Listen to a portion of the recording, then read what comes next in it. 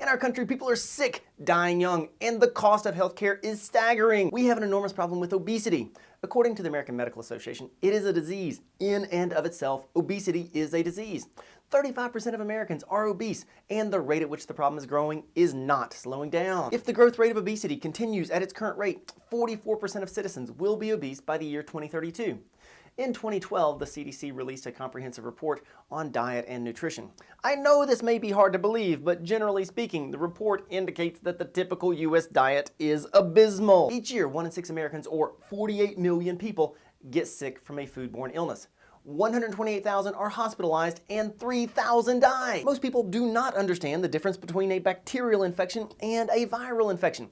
Antibiotics are being misused, and drug-resistant bacteria now causes 2 million illnesses each year and approximately 23,000 deaths.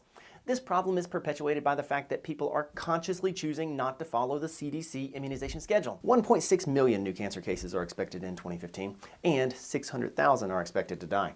Cancer is the second most common cause of death in the U.S., exceeded only by heart disease, and it accounts for nearly 1 in 4 deaths. This is especially concerning because cancer is usually lifestyle related. Climate is changing. It's our fault. We got to get to work on this. If you're a denier, you're wrong. Yeah, what he said, because climate change, it's real. Excessive alcohol use is responsible for 88,000 deaths per year. And get this, the CDC estimates that alcohol abuse is responsible for 2.5 million years of potential life lost per year. Substance abuse isn't just alcohol or illicit drugs anymore. It's largely opioid abuse, aka prescription medication. I find it deeply ironic when you look at this graph of opioid sales and opioid deaths over time. Correlation? Maybe. 17.8% of people still smoke cigarettes. That's almost 2 out of 10. Of those people who do smoke, 7 out of 10 want to stop. Poisoning, it happens, but nobody seems to know who to call when it does. For some reason, we as Americans get really stressed out, and our mental health leaves a little bit to be desired. Last year alone, there were 41 million suicides. That's double the number of homicides. 49% of all pregnancies are unintended. Somebody's really got to get the root cause figured out, you know? 37% of women will have an unplanned pregnancy by their 20th birthday. And get ready to have your mind blown. 93% of community college women who have a child due to an unplanned pregnancy will never come back to college. There are nearly 20 million new sexually transmitted infections every year, and the majority of them are caused by the human papillomavirus. Yeah, there's a vaccination for that. If we could get every young person in the US vaccinated against HPV, we would cut the incidence of new STIs in half in 1 single decade. Not to mention cervical cancer would be a thing of the past. Over 450,000 babies are born premature each year. That is 1 of every 9. Preterm birth is the leading cause of long-term neurological disability in children. In our peer countries, less than 5% of babies are premature. Here in the US, 12% of our babies are premature, which is comparable to sub-Saharan Africa. The average student debt last year upon graduation was just a tick above $29,000, with $4,100 of that being credit card debt. And education is a great investment. Acquiring a little bit of financial literacy along the way goes a long way toward financial wellness. Even the most healthy among us is going to get sick and need health care. In America, there are 41 million people without health care coverage. With the passage of the Affordable Care Act, coverage is a requirement by law. Everyone has had to have auto insurance for a long time. If you just go around willy-nilly driving without insurance, you expect to pay a fine. Likewise, everyone is now required to have healthcare coverage or pay a fine. The affordable part of the Affordable Care Act makes it affordable for everyone. Even if a student doesn't have 2 nickels to rub together, there's Medicaid, and it is much easier now to qualify for than it used to be. Lastly, when you do get sick, you need to know your medical rights. It is virtually universal that nobody seems to know what their medical rights are. Hold the phone! There seems to be a health issue that was omitted from the list. Scratch your head for a moment. What is it? If by chance you're watching this video with a group of people, blurt out the answer. I have a sneaky suspicion that you can't put your finger on it. Not because it's a small issue, it's just our culture. We have a tendency not to think about health until we lose our own. That health issue that was left off the list is Diabetes type 2, a distinctly American problem, and it is growing at epidemic levels. According to the American Diabetes Association, 9.3%, or about 1 of 10 Americans, has diabetes, and it is estimated that 8.1 million are living undiagnosed. Most disturbing about this disease is the rate at which it is growing. In 2010, the CDC did a comprehensive assessment on the rate of growth and indicated in the report that by the year 2050, there will be a doubling of new diagnoses per year.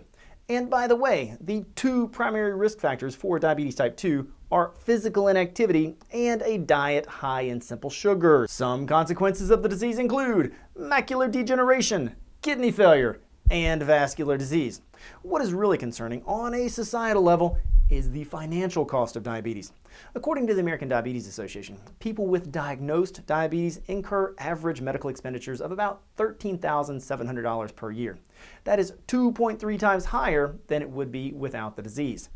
62.4% of the total cost of diabetes is paid for by Uncle Sam through Medicare, Medicaid, and the military. There are also indirect costs to our society in the form of absenteeism, reduced productivity at work, inability to work at all, or what we commonly call disability.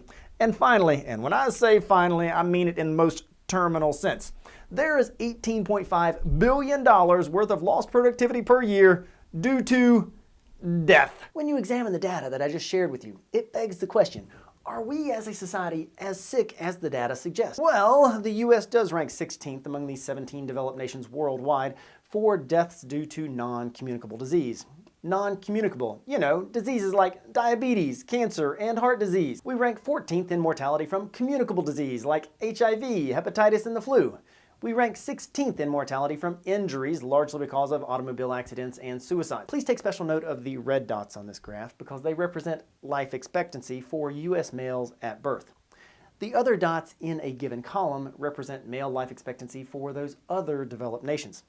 Since 1980, we have been in a steady downhill slide, and recently we have placed ourselves firmly into last place. A virtually identical pattern exists for life expectancy of females, but the discrepancy is more pronounced. When you look at the probability of men surviving to the age of 50, the exact same trend appears. When you look at a woman's probability of surviving to the age of 50, the developed world truly has left us behind when it comes to addressing women's health issues. Maybe we are sick and dying young because we are not spending enough on healthcare in the US.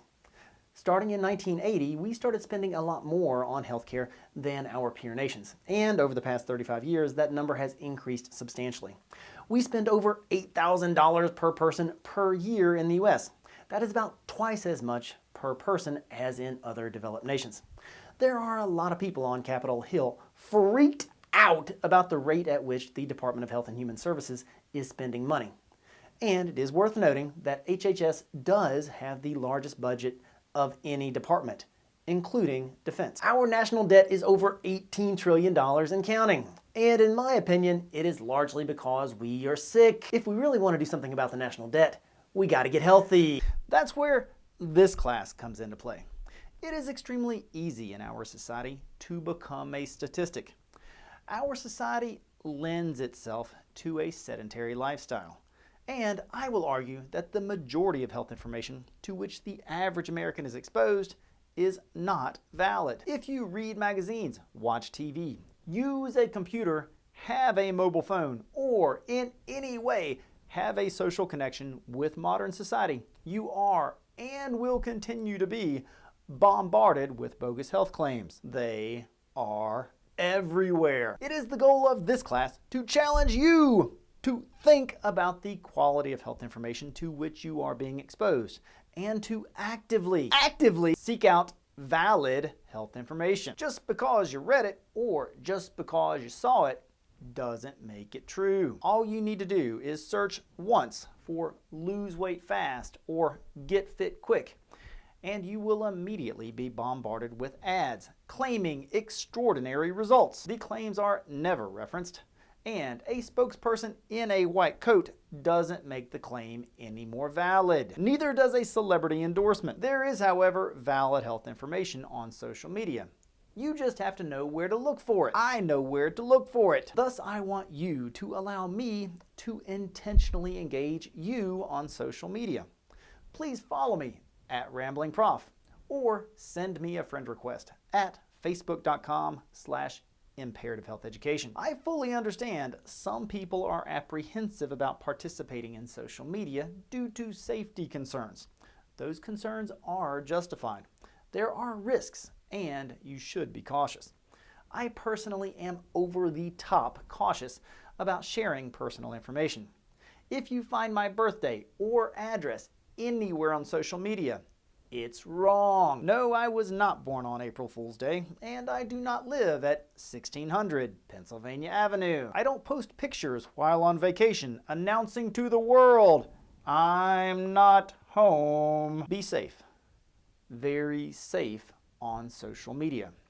And follow me, and I will share valid health information on a daily basis. This is an open educational resource course, which means there is not a textbook. Major units of study include functional anatomy and physiology, critical thinking, the scientific method, cardiovascular disease, diabetes, cancer, nutrition, obesity, antibiotic resistance, addiction, alcohol, tobacco, reproductive anatomy and physiology, immunizations, contraception, sexual assault, environmental health, mental health, safety, dental hygiene, financial literacy, physical fitness, intellectual health, be a skeptic, and probably the single most important topic, access to care. Get covered! I encourage you to quickly become familiar with Blackboard. Just get in there, play around, you'll get the hang of things. 2 Blackboard items of special note. I only respond to New River Community College email addresses. And I do not accept assignments after the posted due date. The nature of online classes allows you to work ahead, and due dates simply represent the last possible date on which an assignment may be submitted, not the date on which it should be submitted. Now, let's face it, bad things inevitably happen to all of us. I call it life getting in the way, and none of us want to be judged on our performance when life got in the way. Thus, I will automatically drop your 2 lowest grades at the end of the semester. Thus, you can just not turn in 2 assignments and there will be no consequences. I encourage you, immerse yourself in the material. And if you do, I know you'll be healthier for it. Good luck.